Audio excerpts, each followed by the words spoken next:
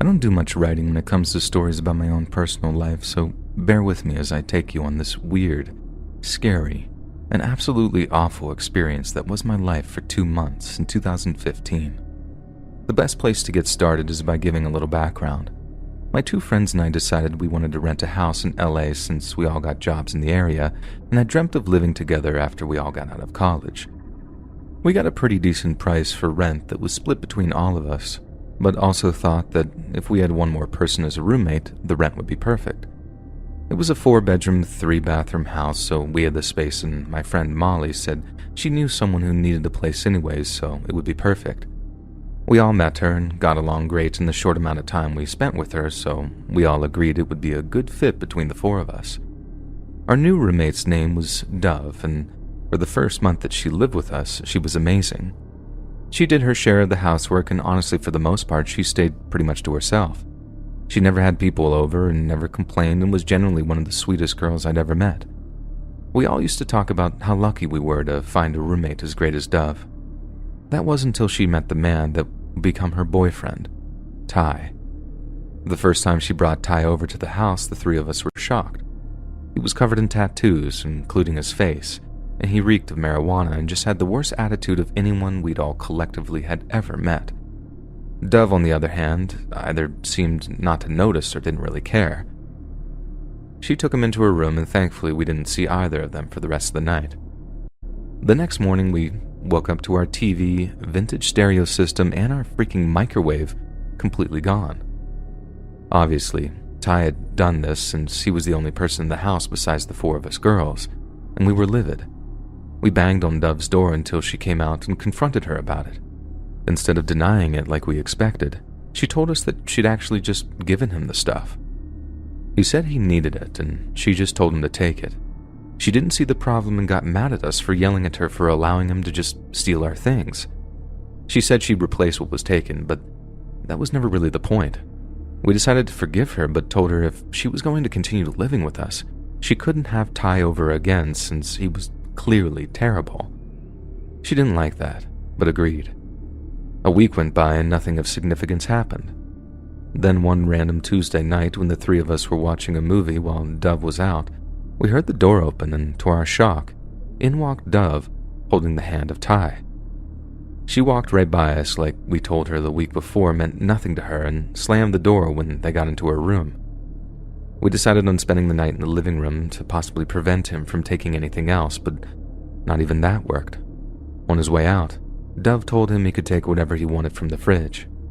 He grabbed a grocery bag and practically acted like he was shopping as he took most of what was in there as we yelled at Dove that he was not allowed to take our stuff again. They ignored us like we weren't even there. Neither of them would even look in our direction. Ty just walked out of the door, and we stared as Dove made her way back to her bedroom, saying nothing, as we asked her to explain what was going on with her lately. It didn't take long for us to realize Ty had gotten her hooked on pills and was just her hookup. It's why she never said no to him. To her, it seemed like getting what she wanted was all that really mattered. We watched for months as she deteriorated in front of our eyes, and the 3 of us had to move everything into our bedrooms to make sure it wouldn't get stolen in the night and installed locks on all of our doors since Dove and Ty constantly had random druggies come over to our house. No matter what we did or how much we begged, Dove refused to see things logically or from our point of view. So we did what any sane person would do in a situation like this. We waited for Ty and his friends to come over, and we promptly called the police. They told us to leave the house before they got there, and we went to our neighbor's house and watched out the window as an actual SWAT team arrived and raided the place. Ty and a couple of his friends were arrested for multiple different things involving drug possession and sales, which we did mention, but we never expected this kind of reaction from the police. Dove was let go since Ty took the blame for everything. We were relieved. We thought maybe this would mean that Dove could finally kick this habit, get some help, and just be done with that monster. They did end up searching the whole house, including our bedrooms, and the place was a disaster by the time we were allowed back in. Dove was irate. She screamed at us and told us that we ruined her life. We tried telling her that she needed to get help, but she refused and said that she'd be moving out as soon as possible since we had apparently betrayed her. We felt bad for her in the situation that she was in, but We were all kind of relieved too. Now, a couple of weeks after Ty's arrest, we were all hanging out in the living room not expecting what was about to happen. All of a sudden, the door burst open, and in came 4 guys wearing blue and black ski masks.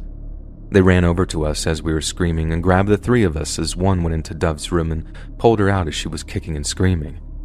They dragged us outside, put us in a van that was waiting outside with the driver as the rest of them piled into a car behind us. I was positive the neighbors had heard what was happening, and all I could do was hope that one of them had called the police. Once we were in the van, one of the men took our phones and told us all to be quiet. He drove for at least an hour with no words spoken until the van pulled over. They opened the door and threw us out. We were standing in the middle of a dirt field as they tied our hands behind our backs. Dove seemed the calmest as we all were beginning to beg for our lives. They told us we shouldn't have ratted out Ty and that we'd be paying for it with our lives. We all started to cry and beg and plead, but Dove, she seemed like she was laughing, and she started cracking up and calling us babies for crying. She told the guys to untie her hands and that it was a funny joke, but that she was over it and just let us go. Instead of doing what she said, one of the guys just decked her really hard in the face and told her to shut up, and she hit the ground hard and then started crying herself. I actually believed then and there that I was going to die. These men were going to murder us, and that would be it. I was just hoping that they'd find my family so my family could maybe get some closure from my death. And those were the thoughts that I was thinking. Begging wasn't doing anything. We watched in horror as the men who had taken us began digging these large holes just in front of us, and I was sure that that's where we would be buried. Just as I had started to come to terms with the fact that my life would be ending that night, in the distance I could see flashing lights speeding towards us, and I burst into tears. We were saved. The men tried to run, but it was a big dirt field and there was nowhere for them to go. The police officers got over to us, untied our hands, and thankfully they were able to apprehend all 4 men, and we were escorted to the hospital. We didn't have any serious injuries, so we were let go that night. We all eventually went to my mom's house just outside of LA and waited to hear from the police about what was being done to ensure these men stayed in jail. They were all charged with kidnapping and assault as well as conspiracy to murder. All 4 of them ratted on each other as well as Ty, and their sentence ranged from, and I kid you not, 17 to 25 years, and we were glad this meant none would have the chance to finish what they started anytime soon. I guess that night was a wake-up call for Dove, as she was also arrested and tried for being an accomplice. All of my roommates have kept in contact, except obviously Dove, but we agreed we didn't want to live in that house after that happened. I still live with my mom. Molly and our friend Jenna live together in a small apartment in LA, and we all get together from time to time for lunch. I have PTSD from that night and still get nightmares about it. I'm just glad I have my parents to help me get through it. And I urge anyone to be there for their friends if they notice red flags alluding to drug abuse. Even if they say they aren't ready to quit, sometimes just knowing there is a person that cares means more than you'll ever know. I hate dogs. Please don't be mad at me when I tell you that. I'm not some psycho who thinks dogs don't have souls or they're evil. I actually used to love dogs. I was so excited when I moved in with my buddy who had 4 of them, so you can imagine I was a little disappointed when he told me not to interact with them. He said that they were only tame around him and his girlfriend, and if anyone else came near them, they'd quote-unquote freak out. It was a little scary to think about 4 very large dogs who hated me living only a wall away, but my friend was usually pretty good about locking his door when he left or putting them out in the backyard if he was going to be gone longer than a day or so. One summer, my roommate said he and his girlfriend were going to visit his family a couple of states away and that he'd be leaving the dogs in the backyard for a few nights. He had automatic feeders and the dogs had access to this weird pedo-activated watering system, so there was no need for me to go out and give them anything. The backyard was pretty huge and he assured me that they'd be fine and out of my way all weekend. I felt safe knowing that they'd be out of the house. No one was able to control those dogs except my roommate, so keeping them away from all the people while he was gone was definitely the right move. The day came where my roommate and his girlfriend left. I woke up and went downstairs for some coffee and looked out the sliding glass door at the 4 dogs as they stood there staring at me. Now, these were all huge German shepherds, so seeing them growl at me but not being able to do anything about it kind of made me laugh a little bit. I went through my regular morning routine and got ready for work. I left the rest of the day and came home around 6 p.m. after going to the gym. As I entered the kitchen, I noticed something was very wrong. There was glass all over the kitchen floor and the sliding glass door was shattered. And that's when I started to hear the growling coming from behind me. I didn't even have to turn around to figure out what the sound was coming from. I did what any smart person would do and ran as fast as I could up the stairs into my room. The whole time I was running, it felt like that dog was going to latch onto my leg at any moment. I slammed the door shut behind me and grabbed at my pocket to get my phone out and call 911. Except it wasn't there. The pocket was empty. I wanted to cry when I realized that I'd left my phone in my car and my gym bag. I felt so stupid.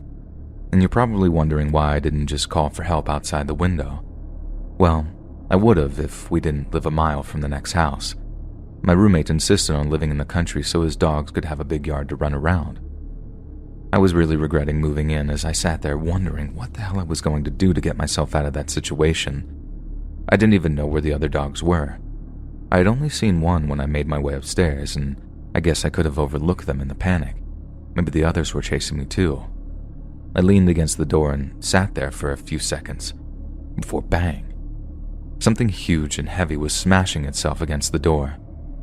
Growling came soon after, and I quickly realized the dogs were actually trying to get into my room. I didn't know if they were rabid or something, but I couldn't just sit there and wait for them to get to me. With the progress they were making on the door, I knew that they'd get to me at some point. The banging didn't last long before the scratching started. It was even louder than the banging and would quickly grant them access into the room if they continued to tear at that door. It was clearly very flimsy. I ran into the connecting bathroom and closed the door behind me. Listening to them scratch and gnaw their way through my door was mental torture. Getting ripped apart by dogs was not the way I wanted to leave this world. There isn't a single moment in my life where I wished I had access to a landline until that moment just then. I heard the door finally giving way, and the dogs finally entered my room as they growled and barked. It was the kind of growl where, even without seeing it, you could tell that their teeth were showing. I still couldn't tell how many dogs were out there. I just knew that it was more than one.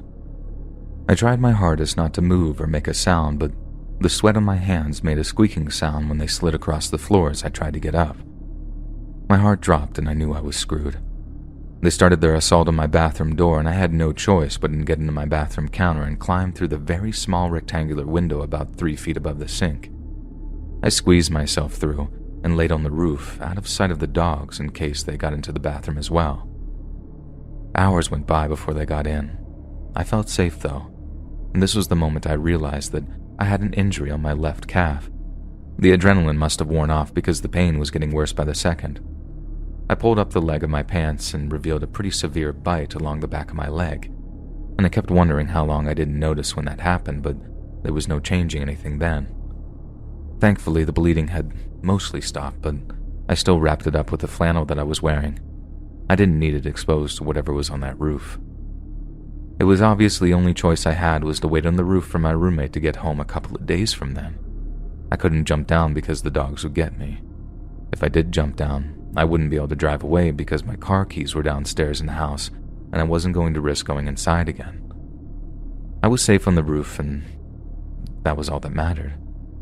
I didn't have food, but thankfully there was a spigot only a few feet from where I was sitting. It was a considerably large house, and the spigot was installed to easily hose off the roof if needed. I never knew what that was necessary for, but I of course was grateful to have access to water for the next couple of days that I guess I would be spending on that roof. The hunger wasn't as bad as I thought it would be. The worst part was hearing the dogs make their way through the house at night looking for me, and thank God they never found me though. My friend came back Monday morning and was shocked to find me on the roof. He gathered his dogs in his bedroom and helped me back into the house. When he found out what happened, he begged me not to tell the police or animal control. But I had no choice. One of his dogs had bitten me, and they were so vicious that if they ever got out, I had no doubt that they probably would kill somebody. I went to the hospital and was treated for the bite wound, and I was advised to get the rabies shot treatments and wasn't too happy about that, but it was smart, so I went along with it. The dogs were impounded, and after evaluation it was ruled that they would be humanely euthanized. My roommate blamed me for having his dogs killed, but I can't say I regret their outcome. I feel like lives may have been saved by them being euthanized. I try not to blame the dogs since I've known so many amazing shepherds in my life, but I do have this trauma. It turns out the sliding glass door had been broken in by a tree, pushed down by the strong winds earlier in the day after I'd left for work. Most large dogs scare me now, and I can say that I don't particularly like dogs in general anymore because of this incident.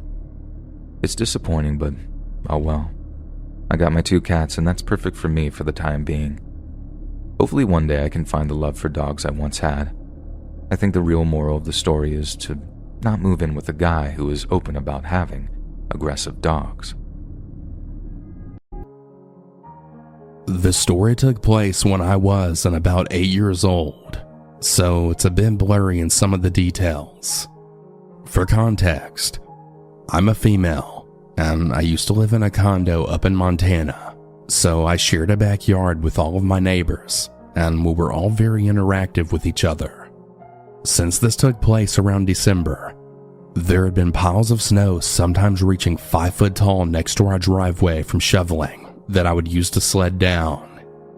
Now, in our old neighborhood, most of the kids' ages were ranging from around 5 to 10, except one, whom in this story I'll call Robin, since it is close to his name, but for our privacy. Robin was 14 years old when this took place, so almost everyone was half his age. Robin was not out of the house much, but when he was, I noticed he was very aggressive to all of the kids. Like, he would actually literally body slam kids and even pick on them for being weak. I hadn't seen him much. As I last previously said, he wasn't out of the house much, so I hadn't really talked much with him. Robin was nice to me, but not as nice to the boys in our neighborhood. Because of the fact he was older, he basically saw himself as better than us, if that makes sense. More or less like the top dog.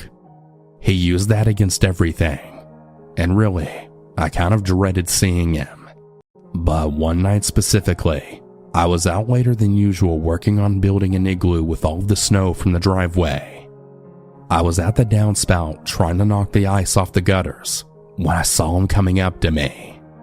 I was a little annoyed since I was out at night just to have some alone time, but I brushed it off. Soon he came up to me striking up a conversation, and he showed me how to knock the ice off. I said thanks and grabbed my sled and showing him to my snow hill, but he was not very interested in what I had to say. I can't exactly remember how the conversation led off to this, but he had started talking about random things that he had done, such as kissing girls and other kind of sexual stuff, like all the things he had done in school bathrooms and with other people. I was weirded out, but really just kept sledding down the hill and listening. By that point, he had moved behind the small hill that I had been sledding down. He then started kind of pacing around, and he then said, "Hey, I have a question." But before I had a chance to reply, he then said, "Actually, never mind, it's too dirty." But for some reason, this didn't strike me as odd, which really makes me want to slap myself to this day. But I still asked him, "No, tell me."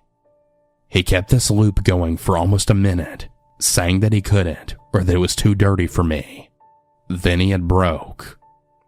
I wasn't expecting anything that bad, but then he said, "Okay, fine. I was gonna say, let's play a game of rock, paper, scissors, except that if I win, then we have to kiss.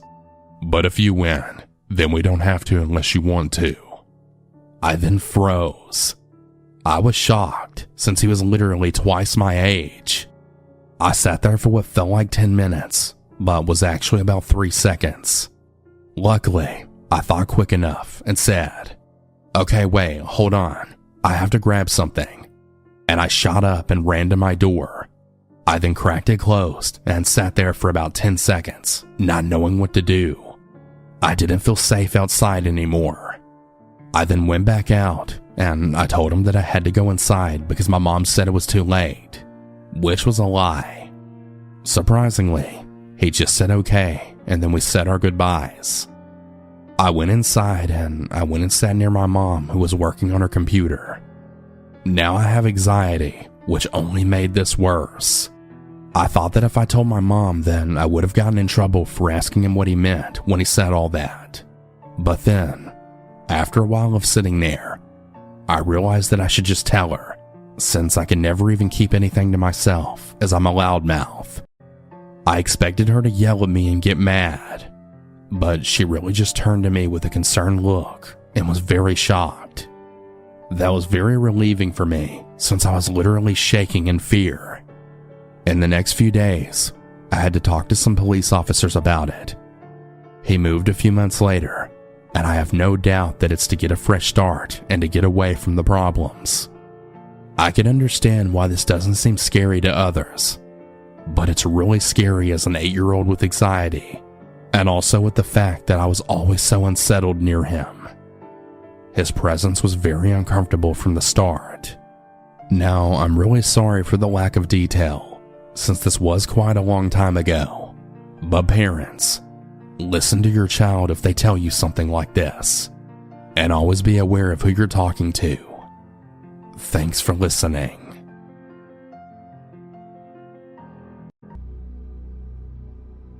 My story started in 2014, when we had to move out of our rented seafront flat that we liked a lot. I was 28 then. We got about 2 months' notice to find another place. We didn't have many options. We found a house which was converted into 3 flats. We shared a tiny hallway with our neighbor. The flat was newly decorated, but pretty much as soon as we moved in, we noticed that there were many things very wrong there. The back door's lock was broken. Because of this, the kitchen was full of bugs and slugs, and we reported it to the agency. A guy came out to fix the lock, and he asked me if I had met my new neighbor yet. I said no, I hadn't. He then said, "He's a very weird guy." Later on, I met him. Yeah, he looked weird. I couldn't tell if he was 30 or 60, but he was always very quiet and polite. One day though, funny enough, it was April 1st, and we went home after work with my boyfriend. Our neighbor and his friend was just leaving the house. My friends were supposed to come over that evening. We had quickly cleaned the house, and once we finished, we sat down. Then, I heard a weird banging noise from the neighbor's flat. Someone was coming down the stairs, and it sounded like they had dropped a really heavy bag. But then I heard it again, and again. They cannot be this clumsy, I thought, but I didn't think much of it. Soon after this, I saw my friends arriving through the window. I went to the main door to let them in, and I then saw blood everywhere. A bloody handprint on our door. I was shocked. I then told my boyfriend that there was blood everywhere. "Close the door," he replied. Then, I had heard my neighbor saying to me that I stabbed the woman who regularly visits me, in a very calm voice. I closed the door. The woman was laying in the middle of the road in front of the house, not moving at all. By this time, the ambulance and the police were at the scene too. They took my neighbor, closed down the house, and the whole street as well. We were then told that we weren't allowed to use the hallway, as it was a crime scene, so we couldn't leave the house for a while. I had noticed blood coming down from the drain pipe too at the backyard. God knows how. About 5 weeks later, the police were knocking on our door, asking if we saw our neighbor, as he had left the hospital, and they're very concerned for his safety, and they asked us to contact them immediately if we see him. The light in the hallway wasn't working for a while, so I asked my boyfriend to have a look at it, as I didn't want to bump into the neighbor in the dark. He went outside and took it apart. We later found out that it wasn't working because it was on the neighbor's electrical circuit, as his electricity was turned off. While we were in the hallway, unexpectedly, the neighbor opened his door to check what this noise was. We were shocked. "When did you come home?" we asked. "We didn't hear you coming in." "It's because I didn't use a key. So if you lock yourself out, just ask me. I can open the doors for you." I guess this was the moment when we were truly scared for our lives. He then explained that he came home because he feels completely normal and he felt like he shouldn't be in a mental hospital. He didn't want to kill that woman. He just stabbed her in her thigh because she provoked him. Keep in mind, the police never confirmed anything to us. They just said that it was close to a murder investigation. We went back to the flat and we were too scared to even call the police, as it would have been pretty obvious that we reported him. Later that day, the police came back and took him, and they told us off in front of him because we didn't report him. We never saw the neighbor again after that, and to this day, I still have no idea what's going on with him. The other issues with the house became severe as well, so we moved out as soon as it was possible. We now refer to that house as the Horror House.